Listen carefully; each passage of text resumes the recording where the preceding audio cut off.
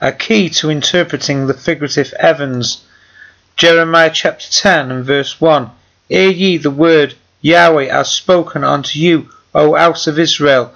Thus saith Yahweh, unto the way of the nations become not ye accustomed, nor at the signs of the heavens be ye dismayed, because the nations are dismayed at them. The first meaning to the figurative heavens is that the heaven and the earth are states of mind. So heaven and earth are two states of mind, the ideal spiritual mind, heaven, and the lower carnal mind, the earth. There are two planes of consciousness, the heaven and the earth, or more properly, the heavens and the earth. One is the realm of the Christ consciousness of pure thought, in harmony with the divine mind. The other is the thinking of the flesh, or the carnal mind. By becoming sons of God, we can reflect His image and likeness to be transformed into the spiritual man.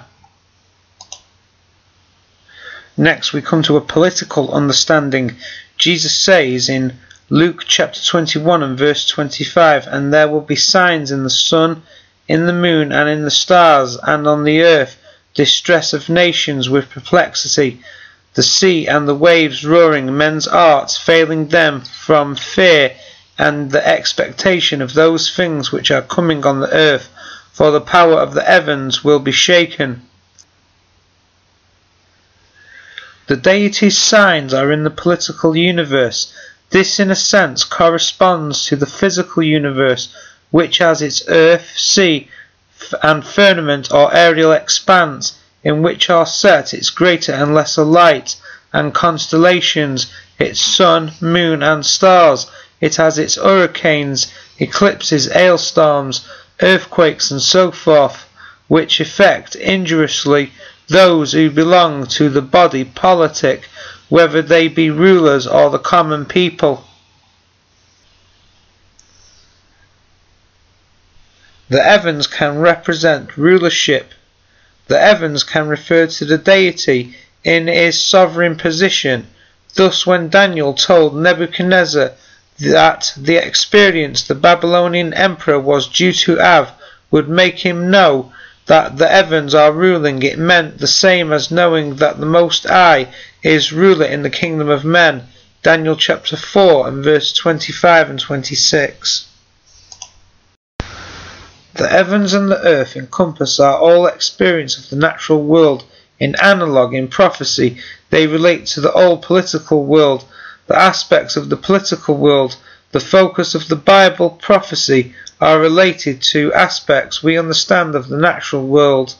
In the political world, some are elevated above others in ruling positions. Those great ones that rule are high above the ordinary person, and are said to be in the heavens. The Hebrew word for heaven is from our word for lofty or high.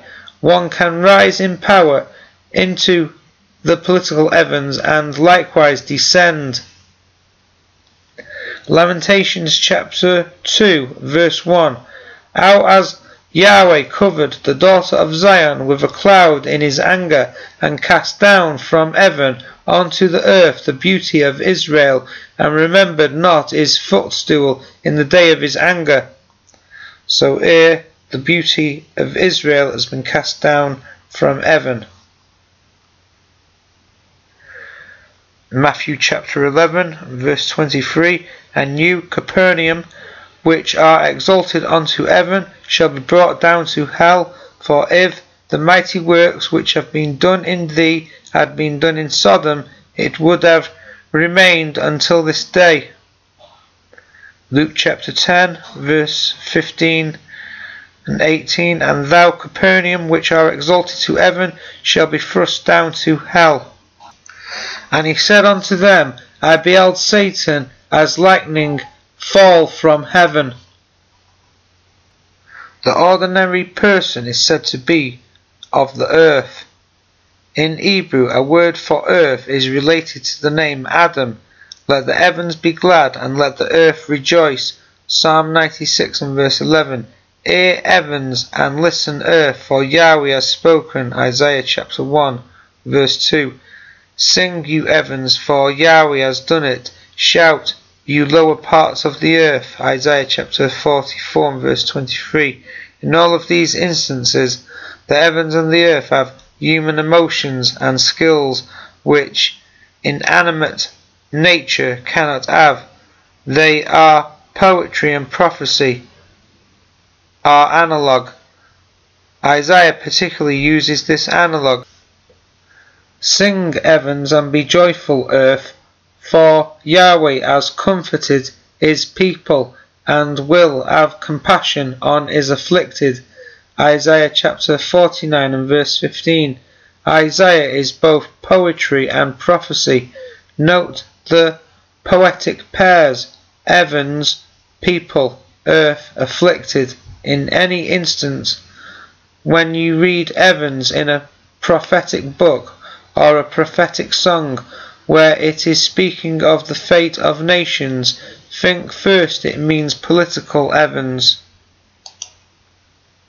Heavens shake and earth quake.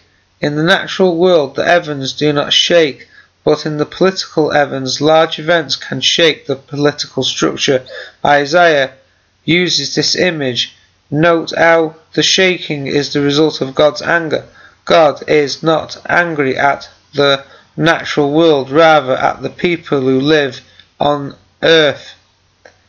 Therefore I will shake the heavens, and the earth shall remove out of her place in the wrath of Yahweh of armies, and in the day of his fierce anger. Isaiah chapter 13 and verse 13. If the earth are the common people, a great earthquake is an event like a natural earthquake, changes their political world. This symbol or analog is also used throughout the Western world.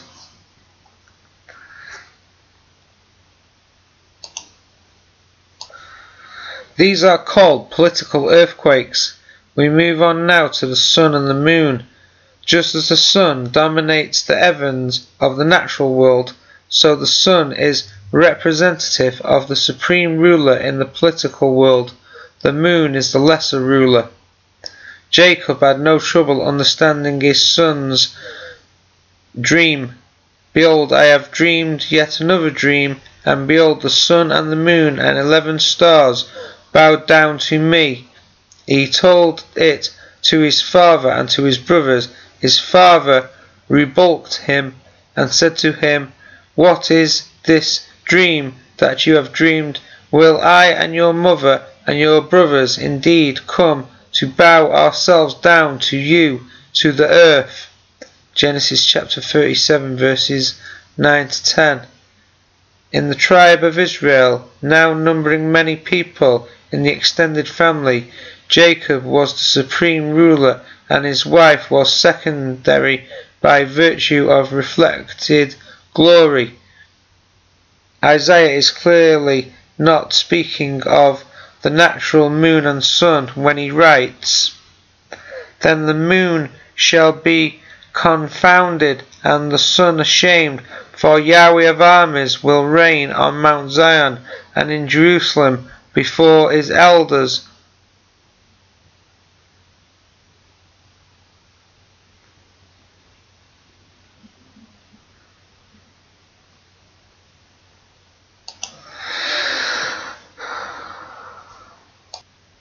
The sun is a symbol of a king, and the moon in the ancient world is always a symbol of ecclesiastical power or religious power, like the priests.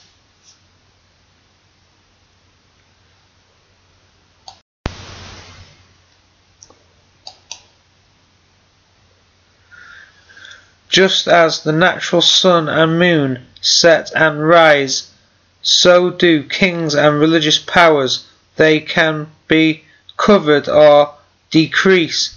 They can also be turned to blood, which means they are attacked violently and wounded.